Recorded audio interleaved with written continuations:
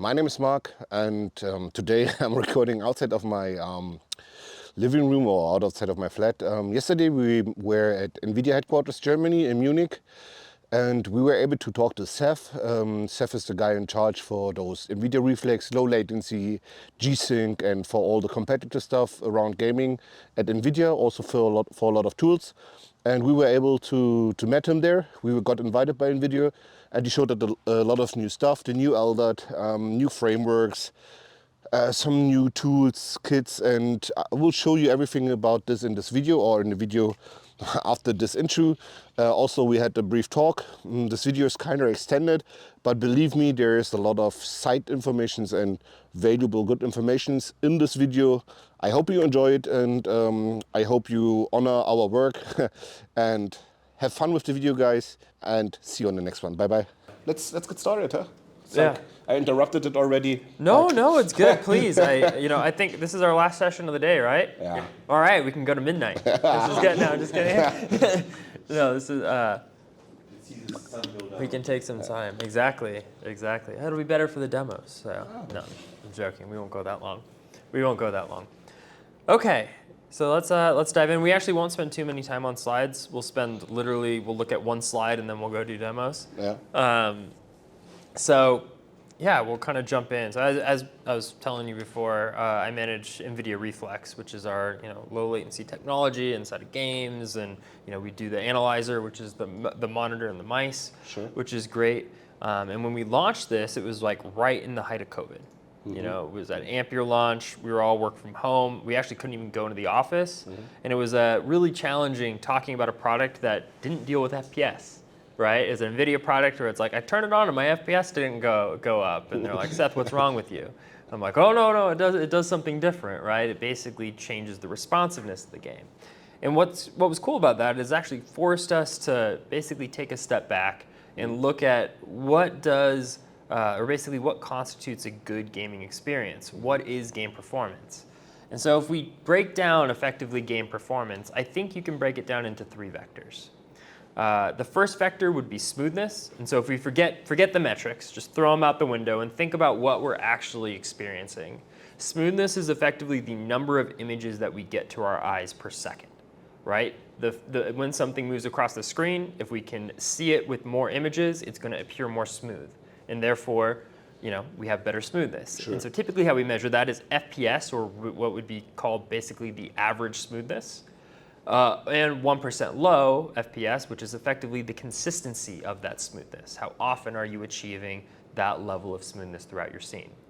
And what's cool is smoothness is a very common metric throughout the digital entertainment industry. We have smoothness in TVs that typically go 30 FPS, cinema, which is like 24, which is great. Casual gaming at 60, competitive gaming at 144. All require different levels of smoothness, and that's great. However, what sets gaming apart from things like cinema and TV shows is that they're interactive.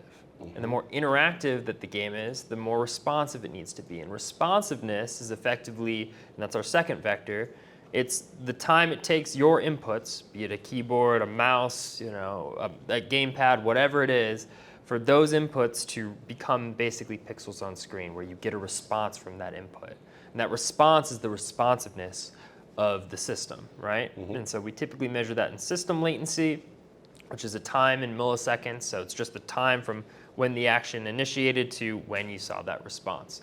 It's kind of the second important vector. So we have the smoothness, the responsiveness, and finally we have the image quality, which is essentially that third vector. And so when we talk image quality, oftentimes people think, okay, photorealistic, give me the lifelike image, and that's actually not how we define it here. How we're defining image quality is essentially how true is it to the developer's intent. So Minecraft can have fantastic image quality, even though it's mainly cubes. Mm-hmm. But basically, good image quality is devoid of rendering artifacts and has good motion quality. So no artifacts in motion and no artifacts in kind of still images. And we call those still images image detail. So if we look at those, so no wrong LODs, no corruption, no things like that. And then motion quality would be the quality of the image in motion. And as gamers, we're typically not standing still. We're typically walking through our games and playing them. And so motion quality issues would be things like ghosting, temporal instability, shimmering, things like that that degrade and distract from our experience that obviously weren't designed to be in there. And that's kind of the third aspect. And really, image quality is becoming a little bit more important these days, or actually a lot more important. Yeah, but we also have a lot of problems with filters in games. Also with, when we go back to those like competitive gaming, a competitive gamer always plays like on the base. You know it yourself. Sometimes in Valorant you need to have some effects on high because you don't see fixed points. But one problem is Apex, for example, to have a very good image. You have to have, for example, 1440p, because on 1080 it looks awful. Or you have, back in the days, we used like those, the filter for the clearness, which is avoided now, which is renamed and works different now with the FSE, like with these, with the sharpness, the sharpness filter, which helped at Apex a lot, but also lowered your frames, because it was a filter which was re-imaging. And I feel the problem's not only in how good you, for example, make your reflex or you make your hardware. The problem mostly is also on the software side. Like here we have like two titles which are both competitive, but for me totally different. One is good engineered on good servers, and the other one, Apex, has very bad running servers, low FPS running servers, where also the consistency of the server is influencing my gameplay. And this is one thing. I can tell there was pro player in this game. And I have over 5,000 hours in the game also. And I basically play it nearly every day, or played it every day until like a week. And I can tell you, it's not only the hardware I use, but it's also the hardware the game developer, for example, uses for the servers. At some points, you get stutter at Apex. Even I have a 3090 Ti and the 5800 X3D, everything overclocked, and it's very optimum system. I have input delay end-to-end with a GPX of like 6 milliseconds. Nice. And I show this in my videos also.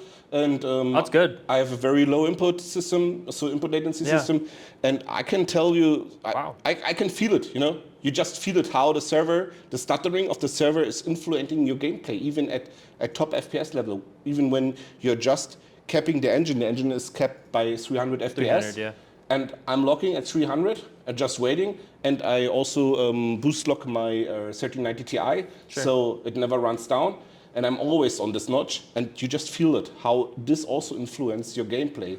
And this one thing besides filter, which you can't control. And I think, from my experience, Nvidia is missing here. With the Reflex tool is great, and also there is like the tool for setting games which are already got optimized by software by Nvidia, like with the drivers, with like the game package where they say here optimize settings for this and this GeForce experience, but a gamer like who goes competitive is not even installing this. No one installs this. Well, there would be a solution. A lot of people install it. Yeah, normal people, but no one who has a competitive mindset is installing this, because they think they use resources and they have more programs running like Nvidia container in the background, and they don't want to have comments or something that's running in the background. I'm down at like 27 programs running in the background whilst I'm playing on the whole Windows system. That's very low base. Normal people have up to 100. A stripped Windows has like 50, 60. And if you go down to, it's possible to go down to 24.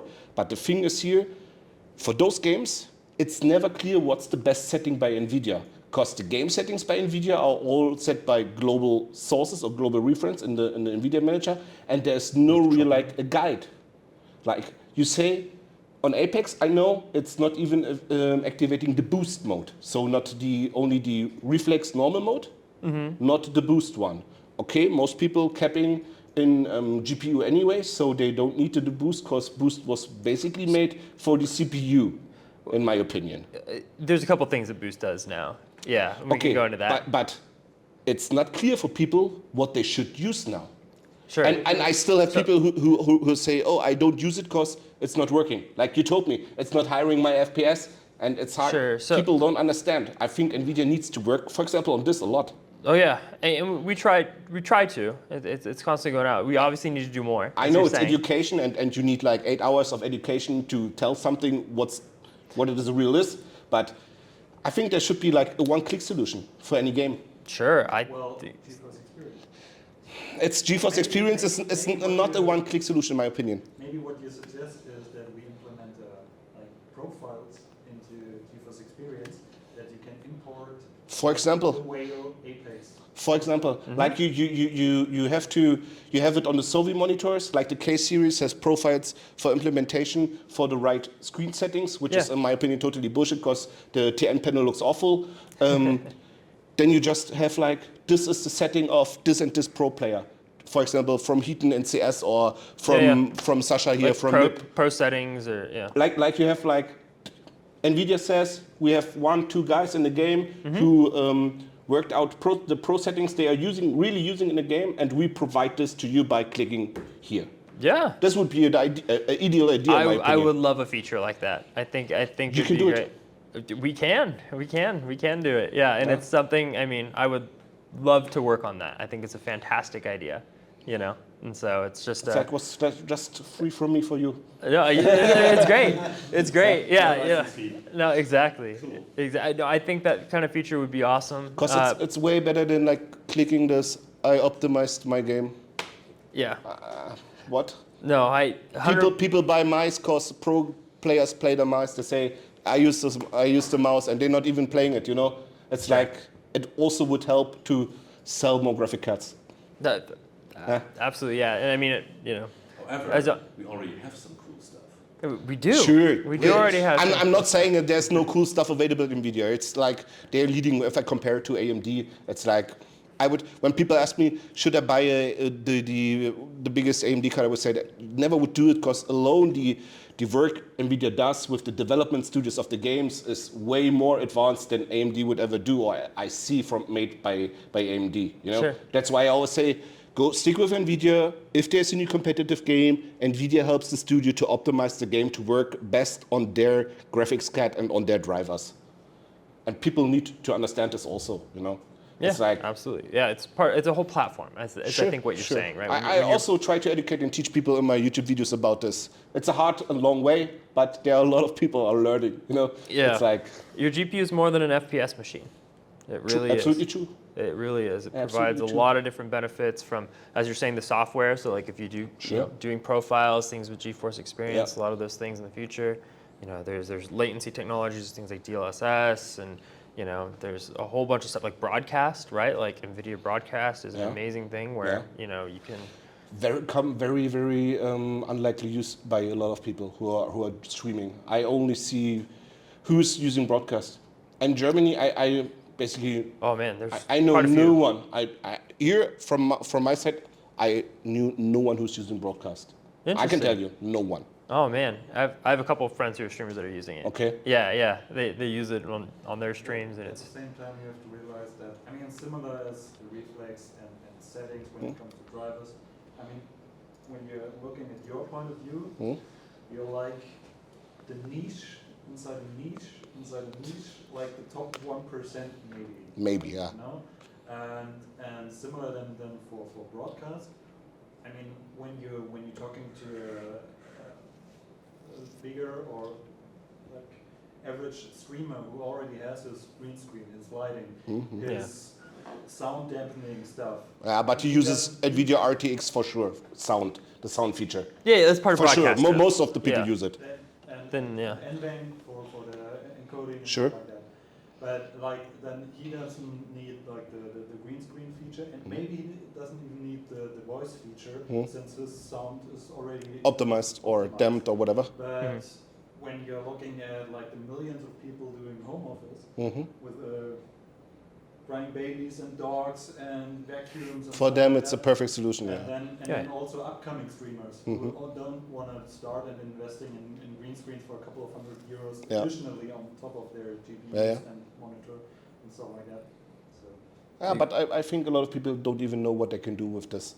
I think we're diverting a little bit away. Yeah, we are just. No, from the I- presentation. Oh, we have time. I'm okay. Yeah, I mean, Yeah, it's good. It's stuff we want. I know. Yeah, it's like, let's go. Let's just continue. It's like, No, it's good. I honestly, it's like, yeah, Jan knows me. I'm more like those. I'm more a deep tech guy, and I'm more kindly or more often look behind the scene. You know. Well, perfect. Well, then, It's like, yeah. I'm that's a good I'm not here transition. for like those press videos or something like, oh, cool, that's the new tech. I just want to always to understand, and Sure. I always try to analyze everything what I see, because I only can understand what I know or how I Excellent. know exactly how it works. And if I can't see how it works or don't have the information and data I need how it works, I will find them. I try to get them. Yeah. Because that's the only way I really can understand it. Because I can't talk about something I don't really know. Because if I talk about something I same don't really way. know, some people will see or imagine or just hear and feel like, he's not. I don't think he knows this. You know, it's like it would never happen that I will talk about something I don't really know. And Yeah. that's also why I'm here. No, for sure. And yeah, I mean, I spent most of my career in tools for that very reason. I love to understand how things work, actually dig in. I spent most of my career, or the beginning portion of it, building graphics profilers, which is Okay. basically disassembling engines and seeing how the graphics pipeline works throughout the whole thing. You know, you can, once you understand how things work, then you can optimize it. You can build cool Sure. things. Like Reflex comes from things like that. Nice, and I also which- mentioned my opinion. yeah. Those for me, it's a chain managing. In my opinion, that's it. Sure. I done Bitcoin chain optimizing back in 2011, 2012. Oh, I cool. made an ASIC for Bitcoin mining back in the days. an own ASIC. Nice. And Nice. that's also my background. You know, I've Yeah. done a lot of stuff already in my life. There you go. So it's like, Oh, nice. You built an ASIC. That's cool. that's what I'm doing. And this basically the tech channel here we're doing is just out of interest. Yeah. It's not like we don't need to earn money with it or something. We just do it because we feel it. Yeah, you know? that's cool. And yeah, then the videos end up being really real. So That's why yeah, that's how we talk, and that's how the video will be. You know, it's like cool. a little bit different than you maybe know from some other YouTubers or whatever. you know, some of the best people in this industry are just passionate about it, and you know that's where you find a lot of passion, where you have the fun conversations. So Yeah.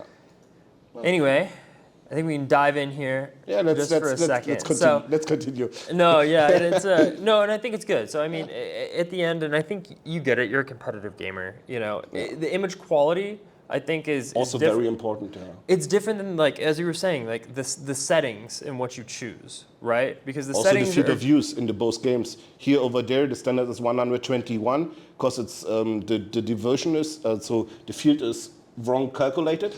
They're using not 4 to 3 lock. They're using 60 to 9. So if you set to 110, it's 129. And here we use 93 in field of view. So the field is way smaller, and the motion clarity, the image clarity, and what I see in the field of view is here way more. And we need, like on 1440p, this game Apex feels like you have aimbot. Why? Because you see way more, way clear. So you see it way clearer.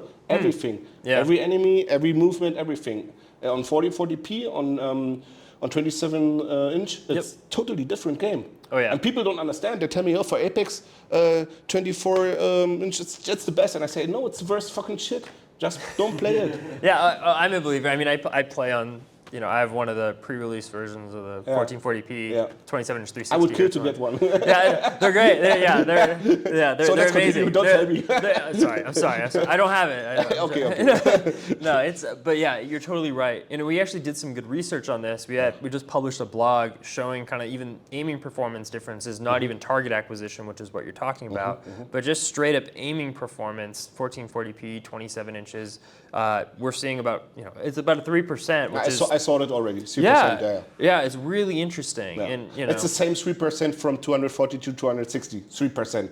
Yeah. And if we go back, we talked about it already from 360 to 240. It's not 3%. We know it's more than 3% because it totally feels different. It's way more in our depends on feeling. the task. Yeah. It depends on the aiming task, right? Yeah. And so that's where you get it, right? You're not going to get a global improvement across all different types of aiming. All different types of aiming, whether it's, you know, there's three main types, right?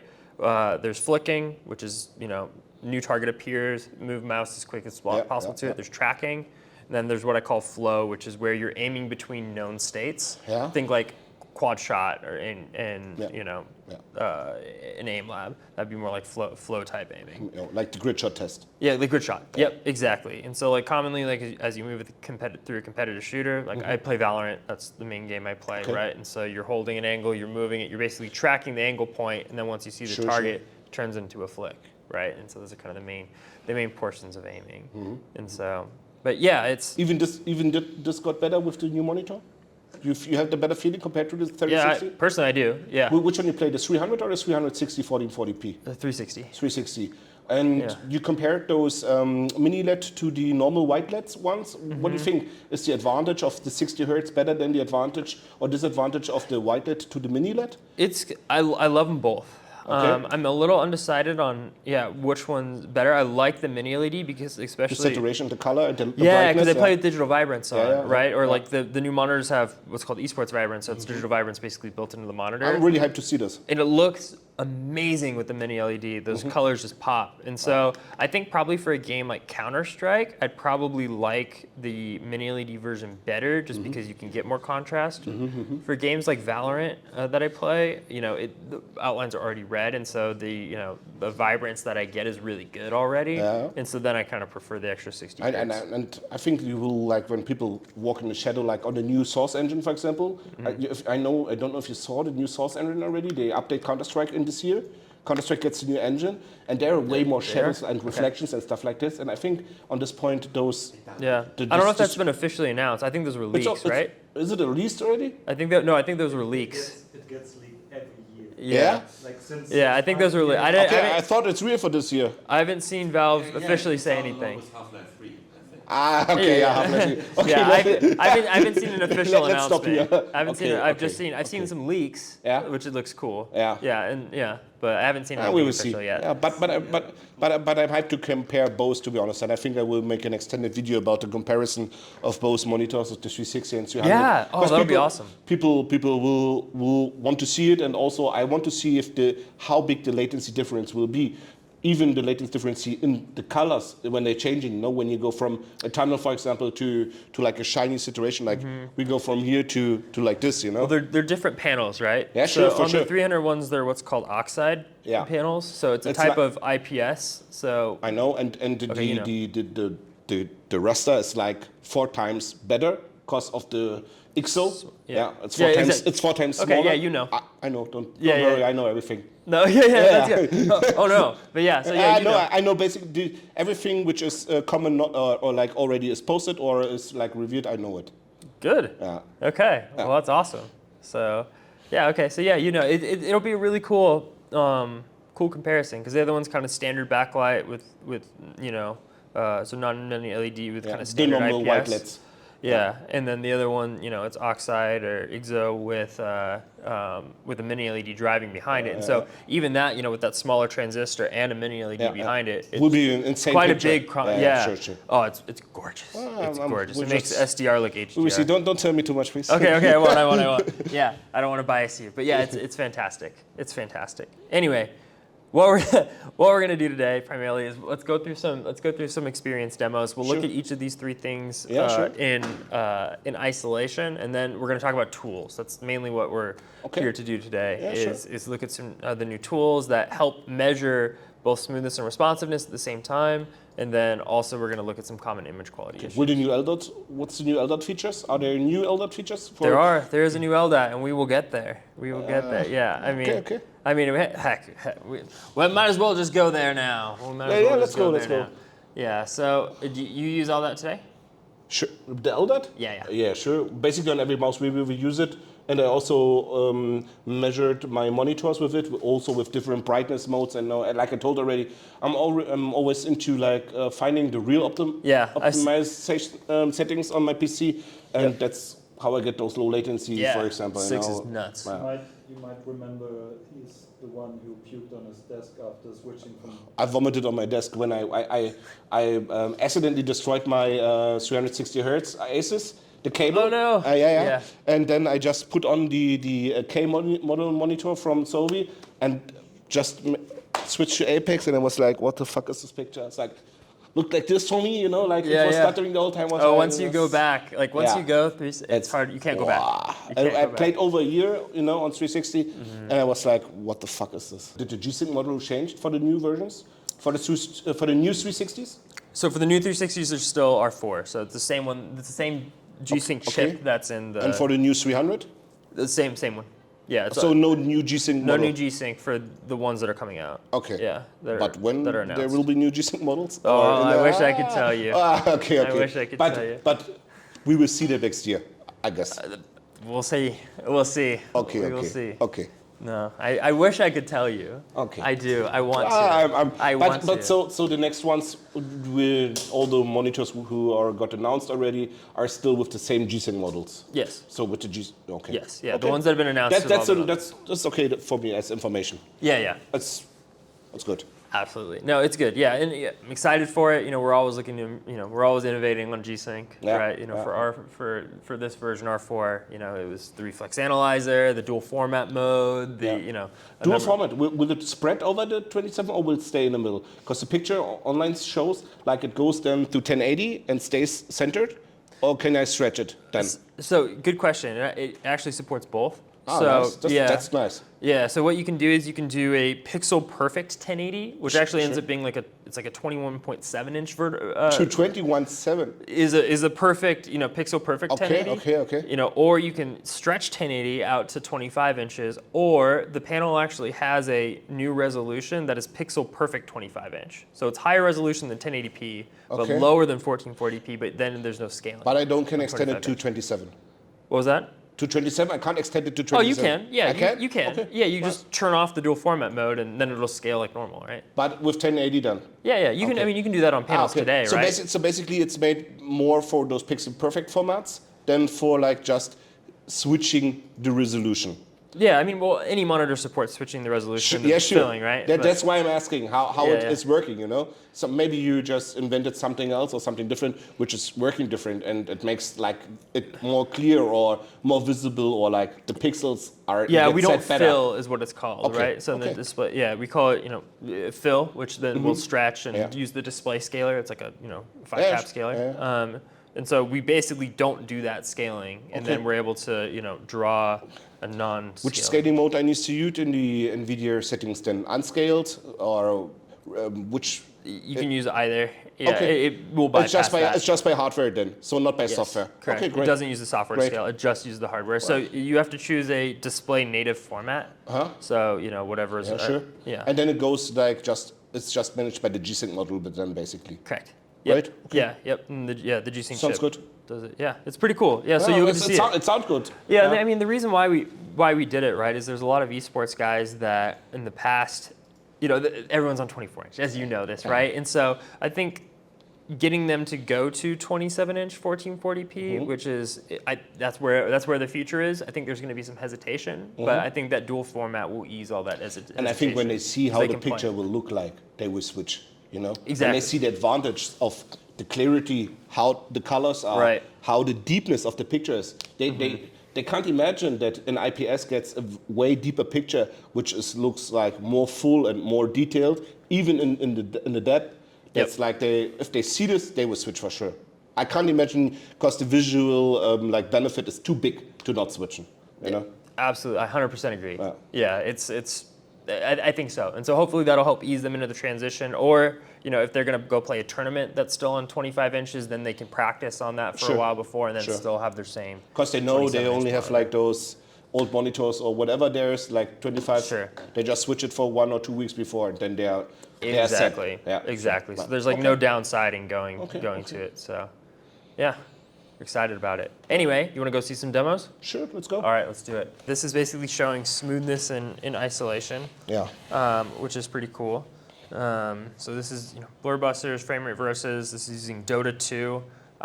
It's some Dota 2 images. It's actually at the scroll rate of like when you move the mouse to the edge, and so it scrolls through. It's about the scroll rate that Dota has, which is pretty cool.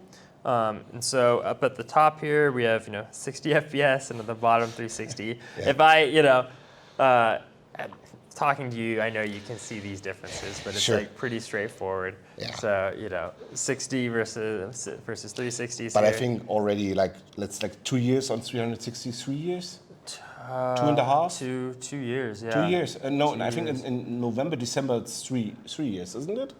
Oh, geez. Let's see. I think it's 2 2 years? It's 2 years in availability. Yeah, I think the Okay, first okay. one came out like, yeah, it's almost 2 years. It's almost 2 years. After 2 years, people should have noticed this already, to be honest. Yeah.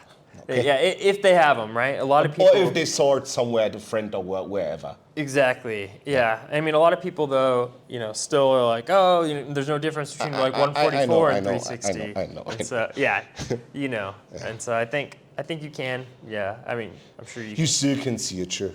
Yeah, it's there, and even like 240 versus 360. I think you can see. Can you see that? Yeah, I think for people who are watching this, it's like, I just can explain it. One good indicator here to see it is like when you see the names or like the titles of the enemies or of the champions moving around, the clearness or the ability of reading the names is way better on 360 than on 240. That's one very good indicator for everyone to just see the real difference. If you go down to 60, we are barely able to even see that there will be a name over the energy marker. Right. And on 240 it's okay, but on 360 it's way more clear, and later on the higher ones, we already know 480, 500, we are very, very good or have a very good picture clarity at like over 360 FPS then because of the high refresh rate. Yep. Yeah, exactly. That's definitely one of the driving factors. In terms of perception, right, if like my friends ask me if they should upgrade or whatnot, in order to get, here on the text you can see it, like 240 versus 360. In general, I'd say for most people, you need about a doubling in refresh rate. We said doubling back in the days, yeah, but technically doubling right now is like got a little bit harder. Yeah. It got a little bit harder for sure. However, 240 to 500 I think is a nice double. It's awesome double for sure. With the 500s coming out next year. Yeah, at some point here in the future. That will be announced at a later date. So we'll be able to, ideally then people will be able to see very easily the difference between 240 versus 500. I even saw like on normal recorded pictures how good it looked at 500 or 480 or whatever it was. It was like very clear for me, in my opinion. Did you see the slow motion sure. we did? Yeah, which is pretty cool. It was very good. Yeah, it's awesome. Yeah, it's super clear. And I think when it comes to bigger screens later, then on high resolutions will be a phenomenal feeling, I think. Yeah, and actually it's an interesting thing that you mentioned. The bigger the screen, or basically the more better the feeling gets, for sure. The better the feeling, and actually the more important that the refresh rate is, because on a bigger screen. That's why dual driver got invented. To keep it consistent throughout the panel, right? Dual driver is invented to be able to drive from here and here and meet in the middle. Yeah, well, I mean, it still scans from top to bottom, Yeah. but basically it's a way of making sure that you distribute the power evenly throughout the pixels, such that you have the same response time at the top left to the bottom right. Because, to be able to drive that many changes so quickly, like IPS, like dual driver IPS needed that, 'cause it's a little bit more power hungry. And so, anyway, that's kind of why dual driver exists. But and for the better voltages then on the pixels itself, which also influence, like with the overdrive and overvolting of the pixels, people mostly don't understand when they put on the overdrive too bright picture, like all the voltages by the drivers. They need to get managed by the drivers, and this also can influence, for example, the picture, how clear they see and how fast they see. And then people say on 360, but it still looks blurry. But it's okay, your overdrive is too high and your brightness, for example, or your dark boost is too high. People see this and don't understand why it's not looking good at 360, for example. But also people need to understand this. Overdrive. Yeah, if you have too much overdrive, it looks pretty bad. Yeah, sure. You typically want to shoot for somewhere between 10 and 20%. Yeah. That's kind of like at 20%, I think it starts to become probably annoyingly visible. Yeah. Like, at least in my opinion. It depends on the game though. Yeah, sure. Yeah. It's like, it's not, it looks smooth, but it is, just by how it is, the optical, like the color smooth, and it's not smooth anymore. Or it doesn't feel smooth somehow. Yeah. You can almost see the yeah. You get basically the reverse edge in movement. Yeah, So like yeah. when it's too high, it almost looks like a dark edge on the front of movement yeah, that yeah. you get. It's called like reverse ghosting. Yeah. So yeah. Yeah. Anyway, I think it's Oh, I see good. 60 FPS. Wow. So it's in the menu. Yeah, it's in the okay. menu. It's in the menu. Okay, so yeah, let's head on over to responsiveness. So we're going to be testing reflex on and off here. We're going to use a custom map in Overwatch. Do you play Overwatch ever? Not really. Yeah, not as much. Have you tried the new beta? For Overwatch no. 2? Okay. It's like I hear they do not reset MMR, so I think I was out already on this then. Oh, really? Yeah, they don't reset the MMR, and people are already very upset. Interesting. I didn't know that. Anyway, and so now that it's in here, right? Average PC latency Yeah. about 40 milliseconds. Yeah, which is sure. pretty high. Ah, sure. Yeah, like 130. So 130 is that average. System latency, since it's a reflex mouse, and we use what's cool actually is this uses the automatic reflex analyzer configuration. So if you notice, I didn't like change anything or configure it Yeah, at all. because it's already measured in. The mouse is measured in already. Yep, exactly. Yeah. It's the reflex mouse, Yeah. reflex monitor. It uses what's called the flash indicator. Yeah, sure. So if I you know, see I know, this, I know, okay, I you know. know. Okay. This is how LDAT works. Without a flash indication, it wouldn't work on LDAT. Yeah. Or you'd have to use like muzzle flash of Yeah, the sure. shot or something like that. Yeah, on Apex I used those. There was a PDF. I used the Spitfire and like the indication on the holster. There's a dark. Yeah. And it is normally all time dark, and then when you shoot it, just gets flashed. Yeah, It's yeah. really good. It's really good. Yep. Yeah. So did you find that from our guide? I think. I saw it in the guide. Yeah. Yeah. So It's really good. So when I found that, I basically used a high-speed camera, and I Yeah. noticed in Apex that the muzzle flash on the gun Ah. actually happens a frame later. Really. Yep, and so that's why you use it there. And But I'll I actually think do the I think environment it's because of effect the first. sound. Because the sound is frames per seconds capped in the game, and the sound engine is very bad. Interesting. So you think that's why they delay the flash? I think it's made for the sound, because it's not synchronous then. Interesting. Yeah, because a lot of times like developers will have like, so when an artist creates an animation for something, they don't typically start the first frame on 0. Yeah. They start the first frame on 1. Yeah. And so typically, like when you start the animation sequence, your 0th frame is nothing. Okay. Which is typically adds that what Basically appears to be empty, a 1 frame. yeah. Exactly. And so if they start the animation sequence on 0, anyway, it's sometimes they do it for just artistic taste too, of like kind of they want that like mapping the sound and stuff. yeah. But anyway, it's hard I to think measure. it's of sound. Yeah. Yeah. So anyway, okay, so what's going to happen? You can see the system latency and average PC latency, which is cool. This is reflex off. Lucio's going to run across here. All you got to do is snipe him. It's a reaction time test. So I'm going to hit. Let's see. I'm 40 years old. Let's go. No, you got this. So okay, From left to right or left to right. It'll lock your aim. It'll lock your aim, and so you already have the right idea. But I'm going to hit Q. You treat this as a warm up. Don't worry about it. Just get comfortable, and then you can try it. We can try it a number of times.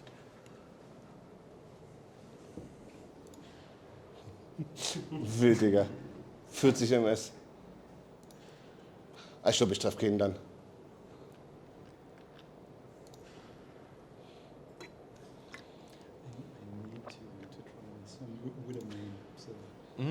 Vor allem, ich drücke schon, wenn ich ihn links sehe.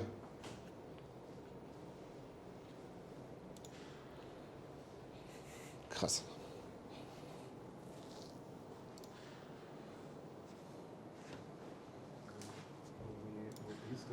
Kannst du wissen.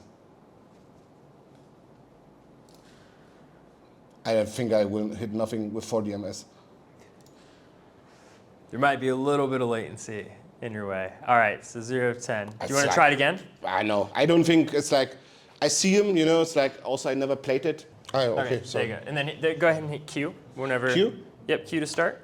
There you go.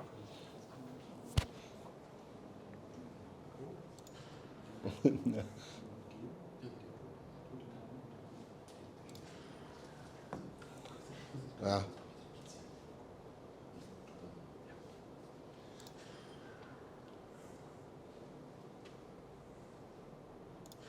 War jetzt zu spät geschossen auf jeden Fall. Close. Ich bin alt. Ich bin älter als du, Jan. Vergiss das nicht. Jetzt habe ich gar nicht geschossen. Hat zweimal schon getroffen, ey, Leute. Das ist halt nicht Apex.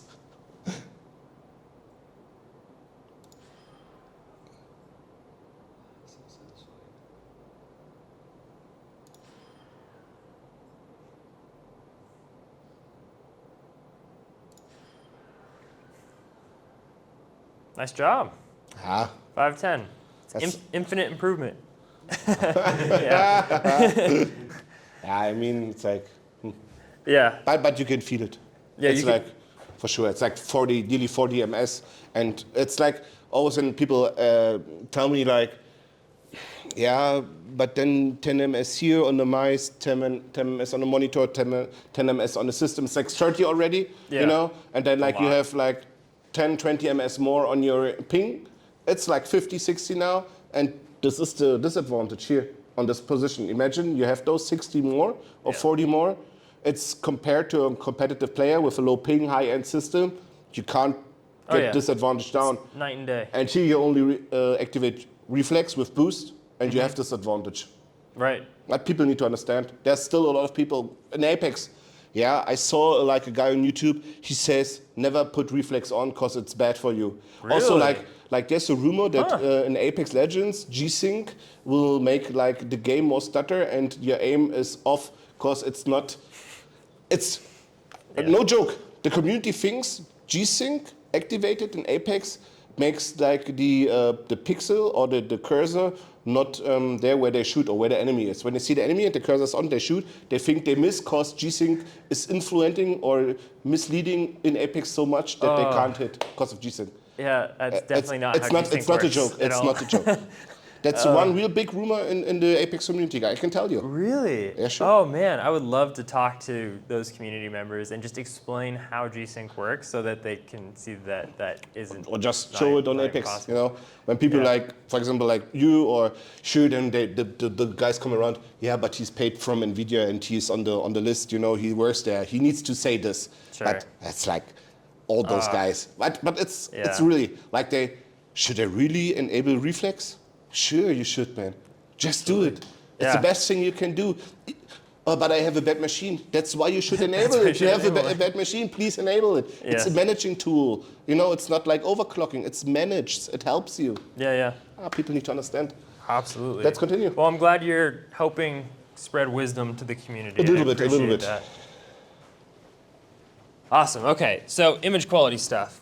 As a competitive gamer, probably have you looked at like any image quality issues and like DLSS and FSR and stuff? Yeah, as I said on Apex, like back with the day with the filters, and sure, I think they took like 30 FPS, 40 FPS sometimes on very big, when you have very big fields to view, you know. It's like, but you saw the more clear or the more detailed the picture gets just by compression or whatever you use, what kind of technique you use, or like from 60 times, how it's called, the filter thing here, yeah. Digital vibrance? Or No, what not do you- vibrance. Who's the one thing filter we go, the anti-strobic filter? Oh, If we just hire it, yeah. Apex looks, Anisotropic filtering? yeah, it looks anisotropic filter. It looks way Yeah. better, but it also lowers the FPS, and on bad machines it lowers the FPS a lot. But the image gets way better, way clearer. You know, more crisp. And I think in Apex, like the more crisp picture helps people a lot, and Yeah. that's why I'm really hyped for those 1440p. That's like, Oh, yeah. I think it will be insane then. Yeah. Exactly. Well, you know, this is a tool to kind of look at image quality, right? You know, so here, you know, with a lot of the scaling solutions like DLSS or FSR or things like that, you know, ZSS, TAA, you can get some artifacts whenever you know you turn those on because you're basically going from a lower resolution to higher resolution, Sure. and there's a lot of different ways to go from that lower resolution to that higher resolution. Yeah. You know, and so when you do that, you have the risk of running into artifacts. So this is called ICAT. Have you actually? Let me close this out. That was the embed version. Okay, so this is our full version of ICAT. You know, here we basically have our little time sequence. We have 2 files loaded up. If you want to load up other files, you can. You know, you can just drop them in, and it'll do a 3-way conversation. Okay. So you can side by side compare this. You can side by side, and then you can adjust the time scale or whatever you want to do to be able to line it up. To have them sync or not or whatever. Exactly. Okay. Exactly. And so, you know, what's cool about this is then, you know, you can zoom, you can pan, and you have Okay, this- and okay, simultaneously on both all 3 or 4 pictures. Exactly. Great for comparison. Exactly. And here you can see here the brightness and the glow already. Yeah. And Yeah. I see. Yep. And so as we play it, you can see some image quality issues. Yeah, I see the flicker, but you have it here a little bit there, huh? A little bit over there, but I'll show you some of the other stuff in here. So as he goes, one thing to take a look at too is the sparks. Huh? So if you notice the sparks on this side are basically disappeared as to where And here they're fuller, huh? They're fuller, they're more bright, which is great, so. Yeah, sure. You get those like massive differences. You can see the ghosting. Basically Yeah, those also trails you off there. see it on the coins how detailed they look. Here they look more like 3D-ish. Oh you yeah, know, when you see this the one coins. almost disappears. Yeah, you see this? Yeah, wow. Oh, I never noticed that one. Nice eye. It's like in the deepness, Also like here, look at the coin, how the edges, and here the edge still looks 3D, like it goes up a little bit. Here it just looks flat, for example. Yeah. And you see it here, like very detailed here. Yep. Oh, that's good. Okay. Nice. Yeah. Nice. So yeah, exactly. You've seen loss of detail, ghosting, temporal issues. Like the other one that's kind of interesting is this grindstone over here. So left we have FSR V2. This is FSR2 4K at perf mode. Yeah. This is DLSS 2 4K at perf mode. Okay. Yep. And so you can see definitely those differences in image quality there. So this is basically ghosting, uses motion vectors, but since it's a fast-moving object that's not translating in the scene, so dealing with that is kind of a hard case. And so looking at those cases, you can see how kind of an earlier, and you see also in the background, for example, when the smoke, how the background is. Oh yeah, look at that. Yeah. Yep. Yeah, kind of when you have like semi-transparent. Yeah, and you see like look how the sparks inflicting the background here and how it's not happening here. You see this? Yeah. Here that's like wishes away, like it's like gets unclear. Oh, it's okay. Yep, and that's part of that temporal instability. Ah, okay. Yep, exactly. Nice job, good eye. That's not that's what I'm doing, huh? Yeah. No, that's awesome. I think I should not be here if I don't see this, to be honest. Well, hey, everyone has to start somewhere, right? Yeah. And so, yeah, basically those are, you've seen, gosh, I think the only other one that like is worth pointing out is if you see kind of the flashing, and so if you have big, hold on, let's restart the video. If you kind of see this flashing over here, see how it looks Yeah, I see. granular. Let's wait what he does here. Yep, once he touches it to the... I see it looks, Yep, and so if you have like big changes... It also looks a little bit spongy here, like, like the light looks like, you see? Yeah, it almost looks like non-denoised ray tracing, so to speak. Huh? Yep. So as you can see, major differences in image Clearness, quality. sure. Clearness, and so one thing that's nice is, sharing this with our viewers can be difficult because we'd have to take a video of ICAT and then we'd have to upload it to YouTube, and so that's like You have to decode it then and encode again, and YouTube encodes it again also, AV1 or whatever it uses, and then people can't see it because they also maybe look in a bad quality, for example, low bitrate mode, whatever. Exactly, and so that's one of our normal problems that we run into. However, we have added a feature to ICAT called export. Yeah. So once you export it, what you can do is export basically ICAT in full functionality. As picture. Well, okay. As a full video and move it, and so as web implementation. As a web implementation, so it basically exports to HTML. You can, you can embed the code inside of an iframe, or you can set up. So you can upload it on any web page you want to do, for example. Yep, you can just serve that. Yeah, exactly. Great. Upload it on a web server. Great idea. And then what you can do, like you can have a link in your description. And people can really see the comparison of how it got recorded and how it is made. That's great. Yeah, so this is all within a web browser, right? Yeah, sure. The full I see. functionality of ICAT, they can move, they can zoom, they can And play. they see the provided material. Exactly. So you start them exactly where you want, and then they can go off and look. And so it's a way to engage with the community too, and say, hey, did you see anything I didn't? Great thing. That's great. Which is pretty for upcoming games with higher resolutions, more in deep, like 4K games, it's a really good feature. I know for your competitive gamers, I think what could be really cool, and I've been they compare the settings with each other. Exactly. So they you can just do a share the three-way. picture. Yeah, sure. They can. It's like a squad comparing. They're standing at the same spot, and everyone in the squad is comparing how detailed is my picture compared to this of my teammates. Why did I not see the grenade or whatever? And they just share the same view, and everyone says, "Look, on my screen it looked like this, but on yours." like your gamma is too high or whatever, because that's the reason why you don't see the flashbang or, for example, flying onto you or the enemy was peeking because your graphics or vibrance or whatever is just set wrong. Right. That's a great thing. Exactly. And So you this can will do help the teams a white too. lot, professional teams. Yep. Yeah, I think after this too, like if competitive gamers get into ICAT, like I think we will. I think we're going to start to see a really good optimization of settings and what settings to use and everything. So like that's the point where we're going back to the settings sharing we talked about at the beginning. Exactly. You know? Exactly. This is So- also one step or one part of it for the best optimization. Yeah. 'Cause Oh, I wish I could tell you things. Okay. Anyway. Yeah. I can sign any NDA. No.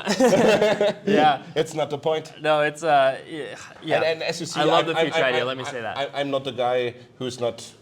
As you see, I'm very into this stuff. Also, as like. Totally. Yeah, you're passionate about it.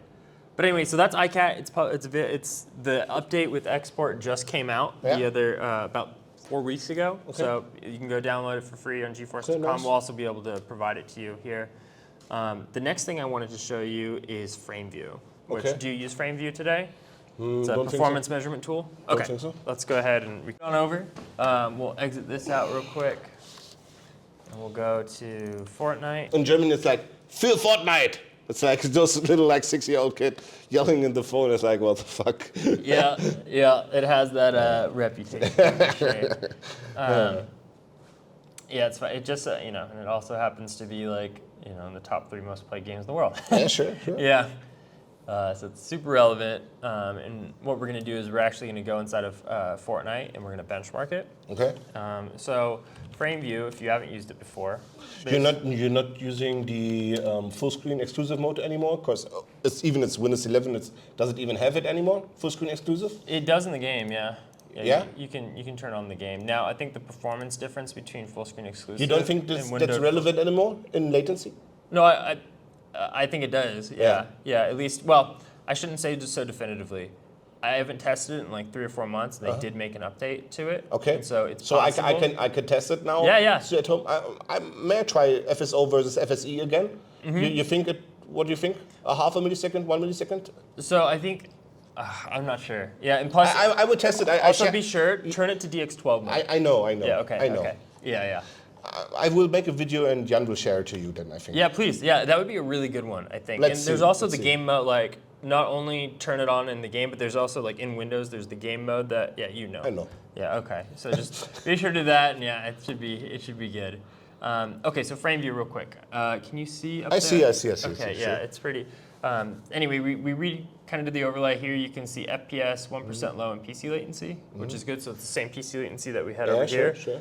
In FrameView, it works cross GPU vendor. So it'll work on AMD, Intel, Okay. and Nvidia. So it's basically for everything.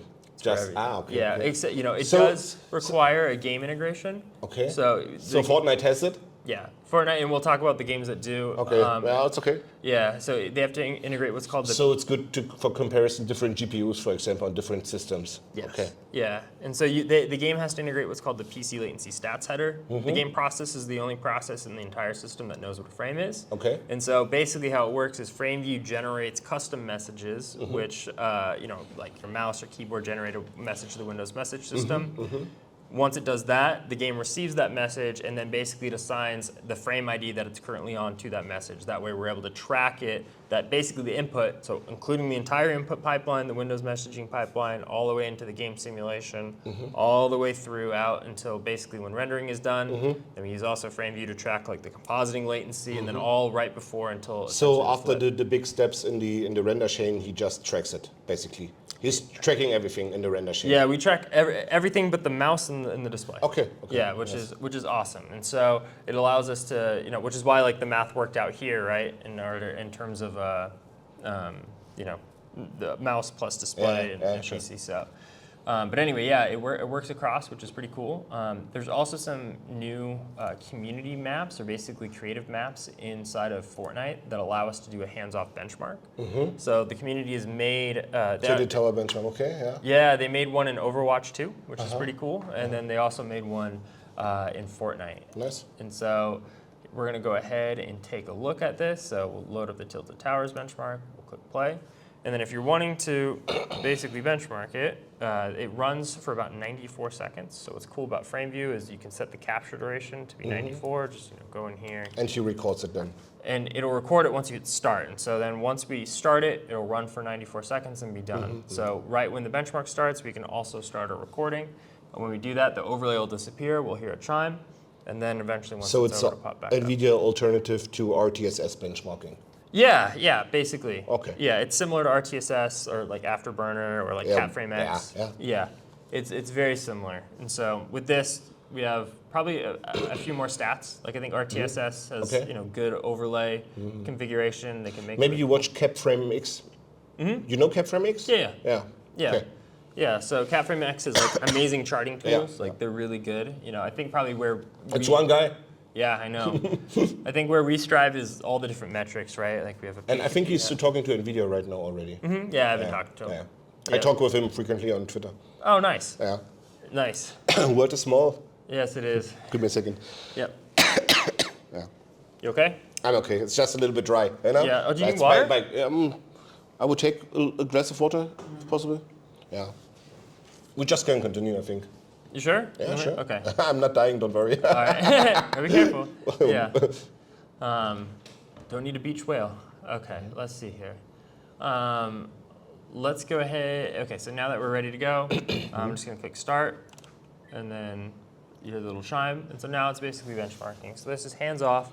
And what's nice about measuring latency with FrameView is that we don't have to touch it. It basically is clicking what essentially would be like clicking 10 times a second to be able to measure like that portion of the input pipeline. So it sends 10 of those custom messages a second, which allows us to be able to measure per frame PC latency at the same time as doing FPS.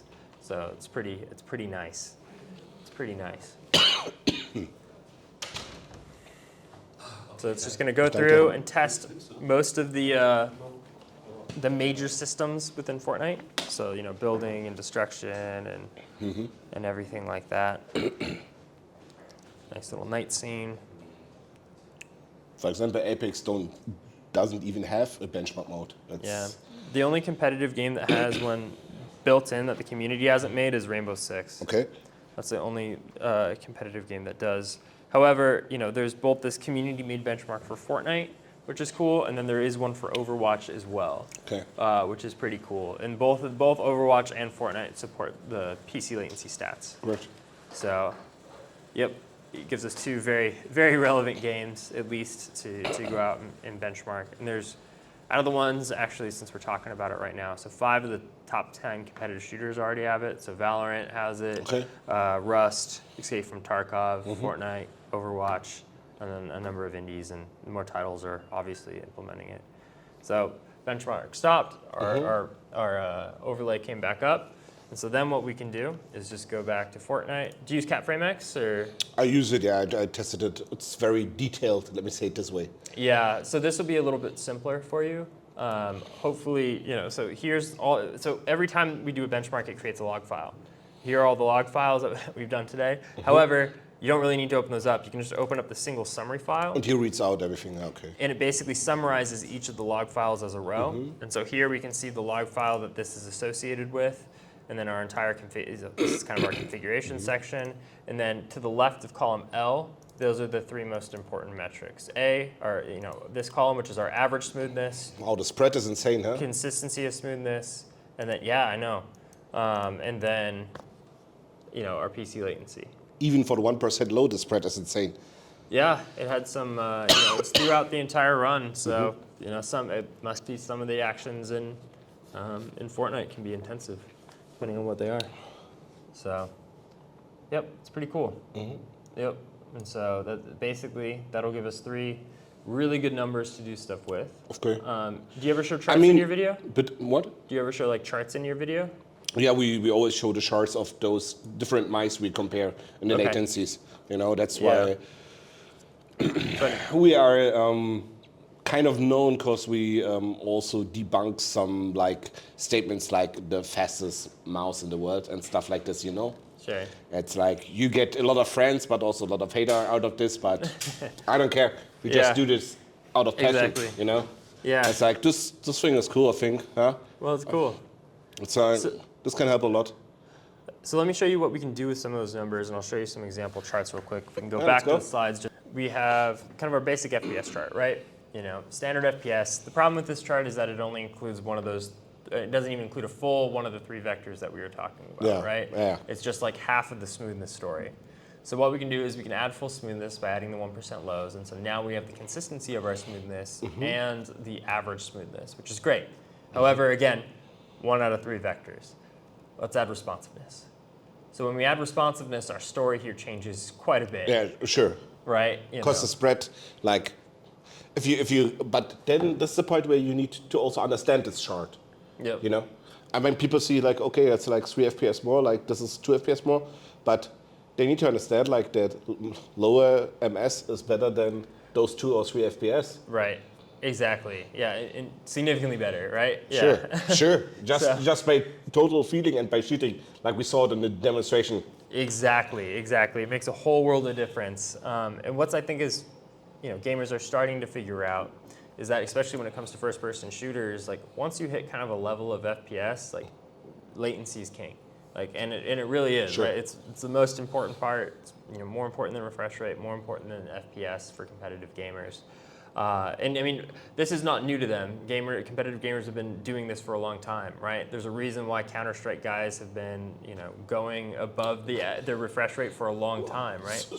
Short story. Back in the days, like when I was 17, we always used Windows XP Reitzmann XP. Very small, very tiny XP, everything thrown out, just the basics, just networks code, network card driver, and Steam on it. That's all. Like we still do this, but even back in the days, like 20, it's 20 years ago. Sure. I mean, it was like already a thing, and there are still people or new people coming to PC from console, for example, who need to see this also, I think, and who need to understand this. And I think it's like Nvidia is doing a good work to this, but I think it could be like more transparent, to be honest.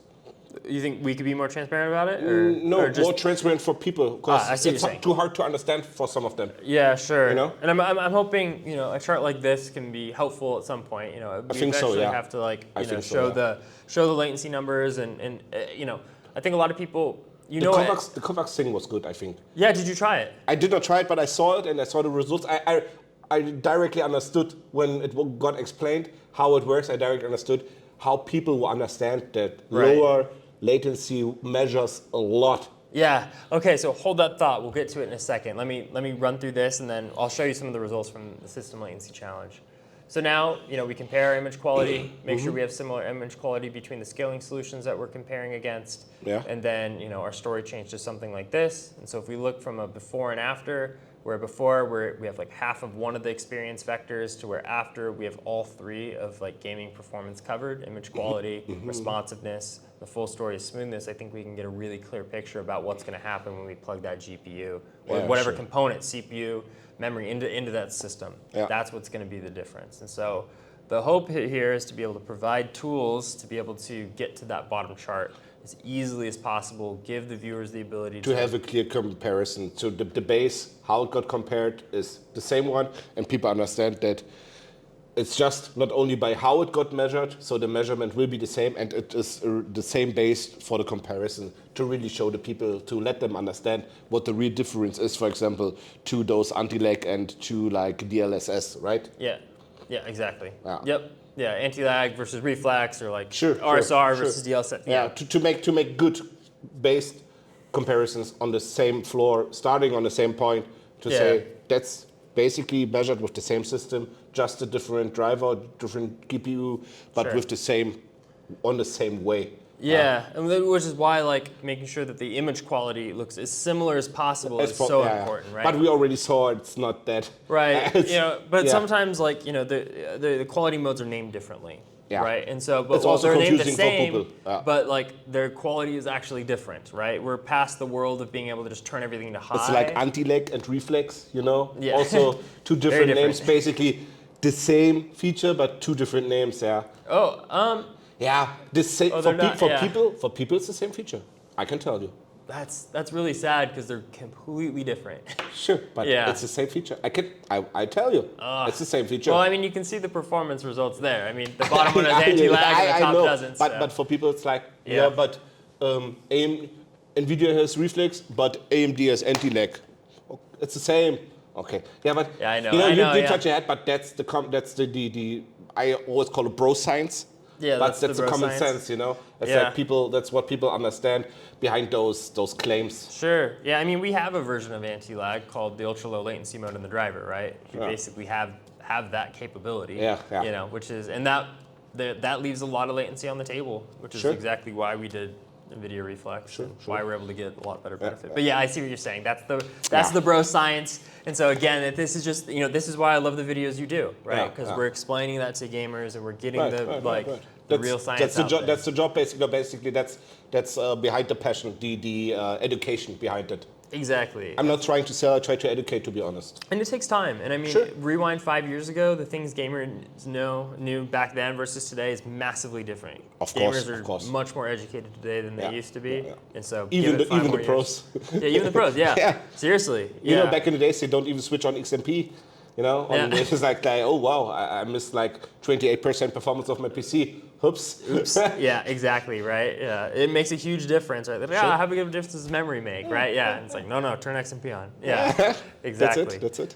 Totally. Okay, so go into a couple details here real quick. 1% low FPS, are you familiar with that metric? Sure. Okay, so like in FrameView, we really started to push it because you'll see 3 different types of low FPS measurements. 1% low, which is exactly a measurement of low FPS, but excludes the stutters. Don't really like using that as much. Min FPS, which is the single worst stutter. Yeah. I don't really like using the that. total drop. Yeah, while it's important, it definitely doesn't give an idea of like the consistency of smoothness. And then you 1 FPS excluding stutters. Exactly, it excludes the stutter. So 1% low FPS is best because it's a average of all the okay. FPS below the So 1%. you get those 3 or 2 types, and you just make those average out of it. Okay. Exactly. So yeah, it's a. But you can still read out the old ones, so the real like the. Yeah, that's Okay. all in FrameView. Oh, nice. Yeah, nice, you okay. can do those too. We're just recommending people use Yeah, I 1% low understand. FPS I as a understand. single number. The best thing is to show a frame time graph, but if that's even harder for users to understand, Yeah. right? Anyway, I probably don't need to tell you this, but the vast majority of GeForce gamers are competitive gamers. They Sure. play competitive games. Over 75% of them play a competitive game every month. 12 of the top 15 games played are competitive games. It's no wonder, sure. I'm not surprised by it. I think oftentimes many people can be surprised by that statistic. But us in the competitive I think the games- World of Warcraft gamer are surprised by this. Yeah, probably.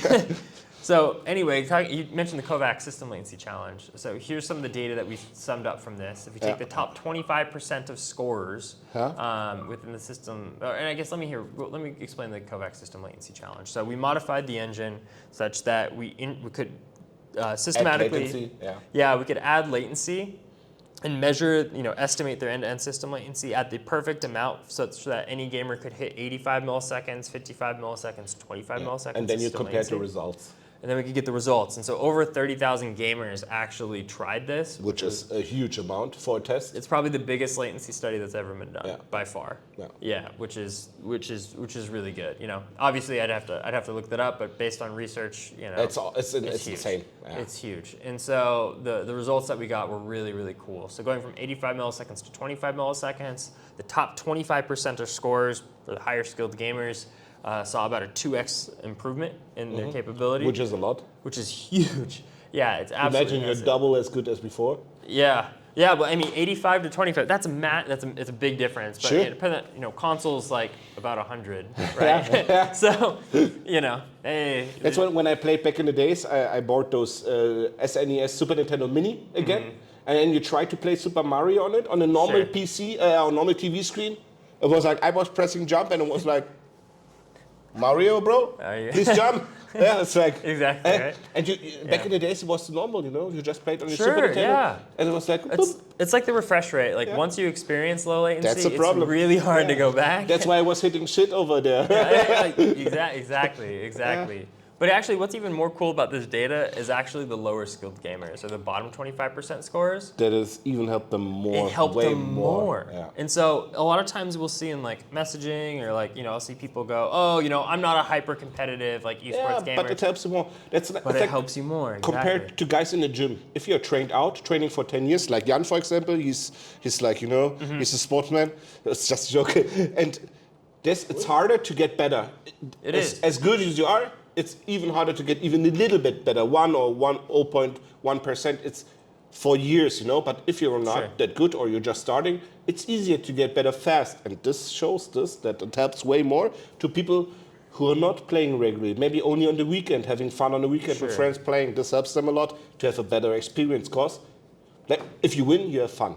Yeah, sure. Exactly. And that's what it's doing. It helps you winning, and so it introduces the fun for people who are not playing regularly or daily or super competitive, but enjoy to play Counter-Strike, for example, or Valorant or whatever. Yeah, exactly. Yeah, and the data would say it's, you could argue that actually lower latency is more important for even the casual guy. So, exactly, right? Yeah, so exactly what you're saying about the training and everything. So, okay. Go through a couple of things. We already kind of explained PC latency versus system latency. Yeah, I think everyone knows this already. I hope so. So that's the games. Yeah. These are the games. Yeah. I talked about the 2 benchmarks, which you can use. We talked about LDAT, and I mean, hey, I actually think that is pretty much it. Yeah. Nice. To summarize, the whole goal is to level up latency. I mean, we talked a lot, like over an hour, I think, already. Yeah. And so everything's up on the press FTP. I warned you, Jan, already. yeah. So. But I think it was good. Yeah. Nice meeting. I enjoyed it a lot, to be honest. Yeah, thank you. Yeah, it was great talking with you. Yeah. Great to finally meet you. I've always been a fan of your videos, so thank you so much. It's like, for me, it was like a huge opportunity. They even asked me why I'm driving like those 600 kilometers down here in one day to be here, and we're not flying just with the car. Yeah, sure. Yeah. It's like we did a little bit over 4 hours. Normally it takes 6. It's like, it was an opportunity, honestly, for me. I just wanted to get, that to talk to you. It's like, it's great for me. Sure, it's an insane opportunity. No, not gonna lie. It would be insane to stay connected later if you want to. Yeah, absolutely. Yeah. Feel free. I can get your information from Jan, and feel free. Reach out, especially if you have any questions about this or have ideas. I'm always willing to. I already shared a little bit. I know. And I think I have in the future some more ideas you may be interested in. Even if you have or want to know maybe something or hear about something what community says or thinks or whatever. Yeah. Just hit me up. Yeah, I'm there. that sounds good. And from every side, from tech side, from gamer side, whatever. Absolutely. I'm open for everything. I appreciate that. So let's I have to say thank you for the community, for the German and for the non-German community. I think we will post it on both channels. I mean, we made this one in English totally because... Sure. Yeah. But we also will post it on our German channel. So I have to say thank you for all the viewers, and I hope to see you again. Sounds great. I hope to see you again too. Guys, thanks for watching. See you on the next video.